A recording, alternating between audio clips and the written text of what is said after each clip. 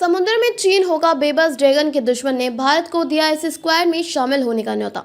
जानिए पूरा प्लान। दक्षिण चीन सागर में फिलीपींस लगातार चीन की आक्रामक नीतियों का सामना कर रहा है। इसी को देखते हुए फिलीपींस ने भारत को एक और ऑफर दिया है। फिलीपींस चाहता है कि अमेरिका, ऑस्ट्रेलिया और जापान के साथ बने नए रणनीतिक गठबंधन स्क्वाड में भारत भी शामिल हो जाए। इस गठबंधन का मुख्य उद्देश्य इंडो पैसिफिक क्षेत्र में चीन की बढ़ती धमकियों का मुकाबला करना है।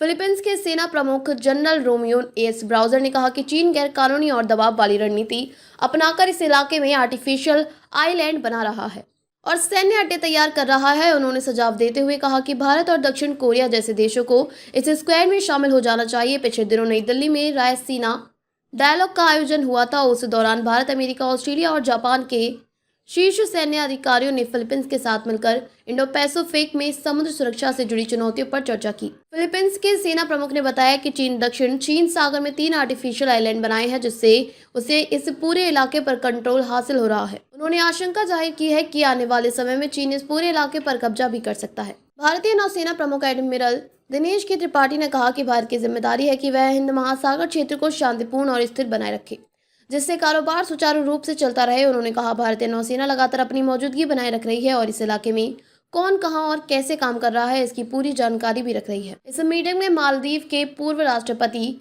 मोहम्मद नशीद भी शामिल है। उन्होंने अमेरिका राष्ट्रपति डोनाल्ड ट्रंप की सरकार से पूछा कि क्या ट्रंप सरकार इंडो पैसिफिक में अपने सहयोगियों के प्रति भरोसेमंद रहेगी। इस पर जनरल ब्राउजर ने कहा कि उन्हें उम्मीद है कि अमेरिका इस इलाके में अपना समर्थन बढ़ाएगा।